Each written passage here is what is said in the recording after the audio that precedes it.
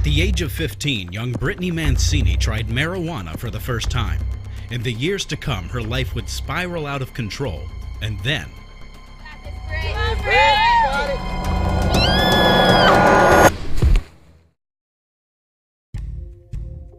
Well, when I was 15 years old, I started getting into the party scene, and that happened I went to a friend's house to stay, and you know, not realizing she had already had previous agenda going to this field party, and a field party is you know, just a bunch of high school kids, or maybe older than high school kids, in an open field, kind of with a bonfire, campfire.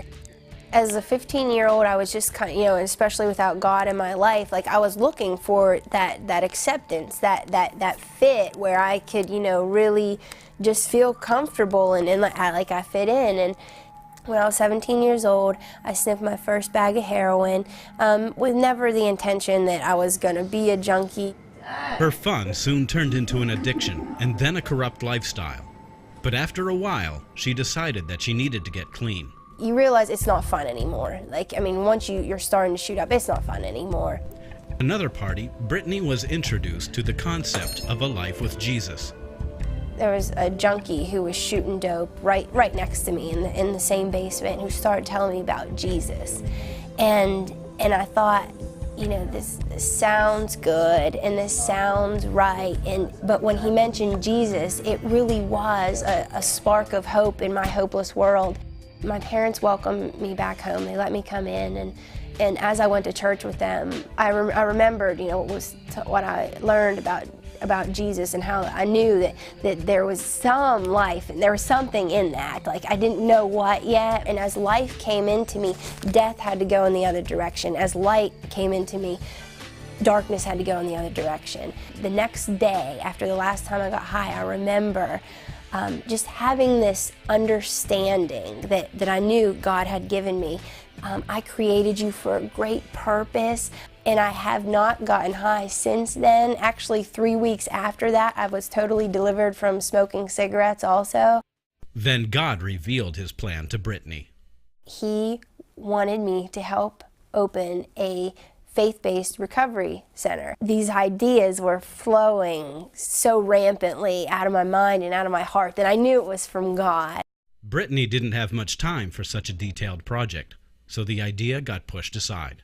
There was a Christocentric conference in Indiana, PA, which means centered on Christ, and at this privately owned park there was this king swing. The second time I went to go, the person before me, when they came back in on this really steep hill, they kind of jumped off. I kind of grabbed it real quick and hoisted myself up by the strength of my arms, and my knees were kind of sitting on this round wooden disc. When I grabbed the swing, I was facing this way, but when it jerked, I went this way.